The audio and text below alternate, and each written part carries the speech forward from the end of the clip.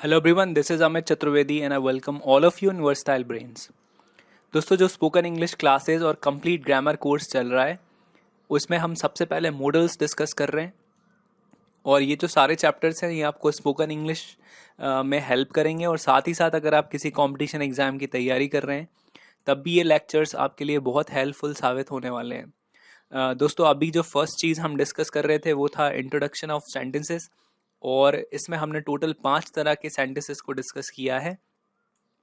और लगभग 4 वीडियोज़ हम ऑलरेडी डिस्कस कर चुके हैं। ये उसी सेक्शन का 5वां वीडियो है। पिछले जो 4 वीडियोज़ हैं उसमें हमने टाइप्स पे डिस्कस किए थे। जैसे पॉजिटिव सेंटेंस किया था, नेगेटिव सेंटेंस किया था, यस नो, WH फर्स्ट और WH सेकेंड। दोस्तों, जो आज का वीडियो है इसमें हम उन 5 जो स्ट्रक्चर हमने जो पढ़े हैं उनका हम रिवीजन करने वाले हैं। और साथ ही साथ उन 5 स्ट्रक्चर्स में कोई दूसरा मॉडल कैसे यूज़ करें ये भी सीखेंगे। अभी तक हमने जितने भी सेंटेंसेस बनाए थे उनमें हमने कैन या मे इस्तेमाल किया था, लेकिन आज हम सीखने वाले हैं कि उन 5 स्ट्रक्चर्स में हम कुड और माइट को कैसे और कब इस्तेमाल करते हैं। दोस्तों, ये हमारे 4 मेन मोटिव है जिनको लेकर हम ये सीरीज़ चला रहे हैं।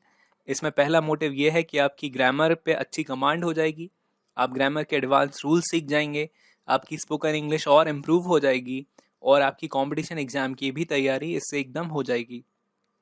तो चलिए आज का चैप्टर शुरू करते हैं। तो दोस्तों, हमने ये जो 5 स्ट्रक्चर्स पहले रिवाइज किए थे उनको हम एक बार पहले पढ़े थे, उनको हम एक बार रिवाइज कर लेते हैं। तो जो पहला स्ट्रक्चर हमने पढ़ा था वो पॉजिटिव स्ट्रक्चर था और ये उसका सिंटैक्स है। सबसे शुरू में हम सब्जेक्ट लिखते हैं, फिर मॉडल लिखते हैं, उसके बाद मेन वर्ब लिखते हैं, इनडायरेक्ट ऑब्जेक्ट लिखते हैं, डायरेक्ट ऑब्जेक्ट लिखते हैं, प्लेस लिखते हैं, टाइम लिखते हैं और फुल स्टॉप लगाते हैं। और ये स्ट्रक्चर हम जब यूज़ करते हैं जब हमारा हिंदी सेंटेंस एक सिंपल सेंटेंस होता है, एक साधारण वाक्य होता है। फिर दोस्तों, दूसरा जो स्ट्रक्चर हमने पढ़ा था वो था नेगेटिव स्ट्रक्चर। इस नेगेटिव स्ट्रक्चर को हम तब इस्तेमाल करते हैं जब हमारे सेंटेंस में हिंदी में नहीं लिखा होता है।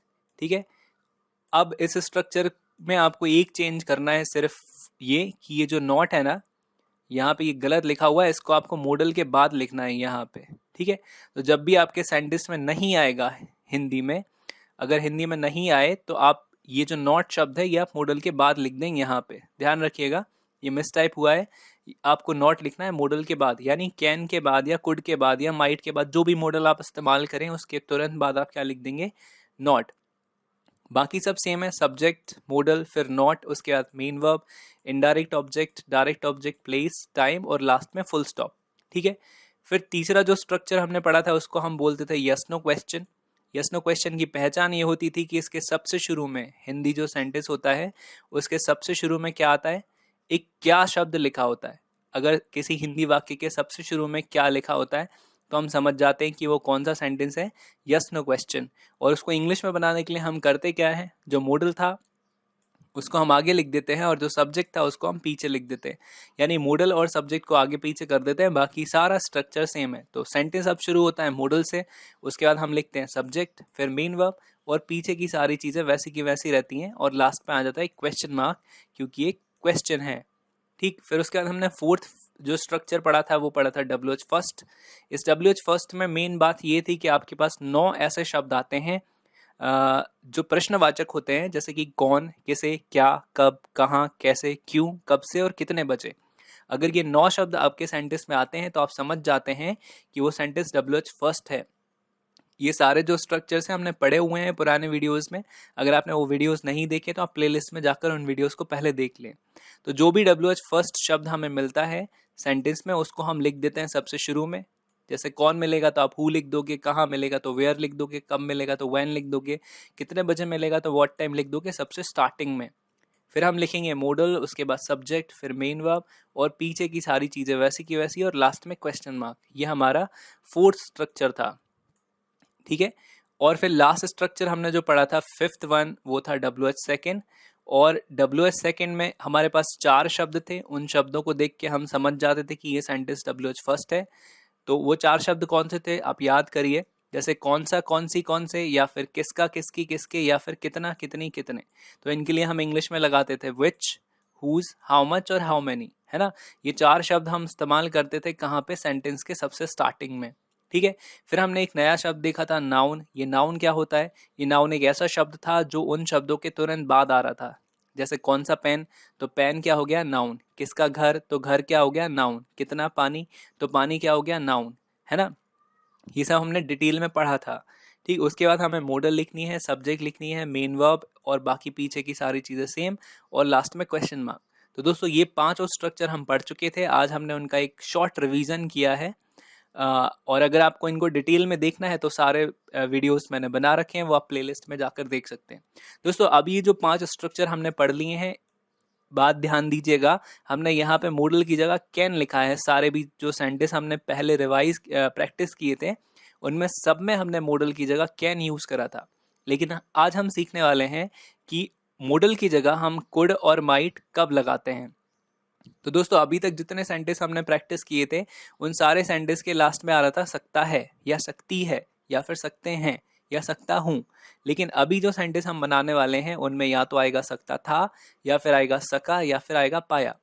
अगर इस तरह की चीज़ें आपको सेंटेंस के सबसे लास्ट में मिलती हैं तो आप मॉडल की जगह कैन नहीं लिखते हैं, आप वहाँ पे लिखते हैं या तो कुड या फिर माइट। ये कुड और माइट में इमोशनल डिफरेंस होता है।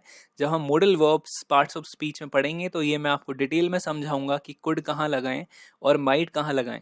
लेकिन बेसिकली अभी हम मॉडल्स पढ़ रहे हैं तो आप इन दोनों में से कुछ भी लगा सकते हो। दोनों का हिंदी मीनिंग सकता था, सका या फिर पाया ही होता है, बस इनमें एक भावनात्मक अंतर होता है। तो इनके कुछ सेंटेंसेस हम प्रैक्टिस अब कर लेते हैं। ये जो तीनों चारों सेंटेंस अभी हम डिस्कस करेंगे उनमें आप लास्ट में ध्यान दीजिएगा, या तो सकता था आएगा या फिर सका आएगा या फिर पाया आएगा। देखिए इसमें पाया लिखा है, इसमें सकते थे लिखा है और इसमें भी सकते थे लिखा है। यानी ये पास्ट की पॉसिबिलिटी या पास्ट की संभावना के साथ साथ ये पास्ट का पावर शो करने वाले पहचाने होती हैं। इनमें हम कुड या माइट इस्तेमाल करते हैं। अब कुड और माइट तो लगाना ही है, साथ में आपको ये भी याद रखना है कि वो सेंटेंस पॉजिटिव है कि नेगेटिव है कि यस नो है कि डब्ल्यूएच फर्स्ट है कि सेकंड है, क्योंकि ये सारे सेंटेंस अब मिक्स्ड हैं। ठीक है, तो अभी हमें दो चीज़ें ध्यान रखनी है कि सकता था सका पाया पीछे आ रहा है तो हम कुड माइट यूज़ कर रहे हैं, और साथ ही साथ वो सेंटेंस को भी हमें पहचानना है कि वो सेंटेंस कौन सा है। तो उसके लिए आपको पहले से पढ़ना पड़ेगा। जैसे ये सेंटेंस है, मैं पिछले हफ्ते उन्हें घर पर इन्वाइट नहीं कर पाया, तो इसको अगर हम पकड़ेंगे तो आपको इसमें एक नहीं शब्द दिखाई देगा, और जैसे ही आपको ये नहीं शब्द दिखाई देगा आप समझ जाएंगे कि ये नेगेटिव सेंटेंस है और इस सेंटेंस में हमें मॉडल के बाद नॉट लिखना पड़ता है। तो हम मॉडल की जगह कुडिया माइट इस्तेमाल करेंगे क्योंकि पाया लिखा हुआ है यहाँ पे, और उसके बाद लगा देंगे नॉट। तो ये सेंटेंस बनेगा I could not invite them at house last week. ठीक है, यहाँ हाउस की जगह होम भी हो सकता है। ठीक है, और होम और हाउस में अगर आपको डिफरेंस जानना चाहें तो होम जो होता है वो आप उसको ओन करते हो, वो आप ही का होता है, और जो हाउस होता है वो हमारा नहीं होता, हम वहाँ रहते हैं या फिर हम वहाँ जाते हैं। जैसे अगर आपको कहना हो कि मेरी कॉलोनी में बहुत सारे घर हैं, तो आप होम नहीं कहेंगे, आप हाउस कहेंगे। There are many houses in my colony, क्योंकि वो सारे के सारे आपके नहीं हैं। ठीक है, अगर आप किसी रिश्तेदार के घर जाते हो तो रिश्तेदार के घर को हम रिलेटिव्स हाउस कहते हैं, रिलेटिव्स होम नहीं कहते, क्योंकि आप वहाँ जा रहे हो, है ना। लेकिन आपका जो घर है वो आप ही का है, आप ही वहाँ रहते हो, आपका अधिकार है वहाँ पे, तो उसको हम होम कहते हैं। I am at my home. तो ये नेगेटिव सेंटेंस है, इसको हमने बना दिया I could not invite them at house last week. यहाँ होम भी हो सकता है।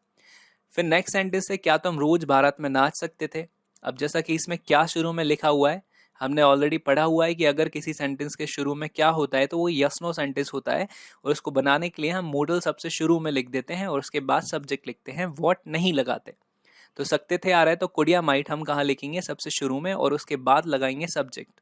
तो क्या तुम रोज बारात में नाच सकते थे, तो ये बनेगा could you dance in marriage procession daily. ठीक है, SSION ये स्पेलिंग होती है, PROCESSION, है ना, याद रखिएगा, प्रोसेसिंग नहीं है, ये प्रोसेशन होता है, मैरिज प्रोसेशन। तो could you dance in marriage procession, marriage procession मतलब बारात, और फ्यूनरल प्रोसेशन मतलब अंतिम यात्रा, तो मैरिज प्रोसेशन मतलब बारात। तो could you dance in marriage procession daily. ठीक, फिर नेक्स्ट सेंटेंस हम देखते हैं, हम टीवी पर रोज न्यूज नहीं सुन सकते थे, तो ये फिर से नेगेटिव सेंटेंस आ गया। तो we could not listen news on TV daily, है ना, ये नेगेटिव सेंटेंस है, तो हमने मॉडल के बाद नॉट यूज कर दिया इसमें, we could not listen news on TV daily.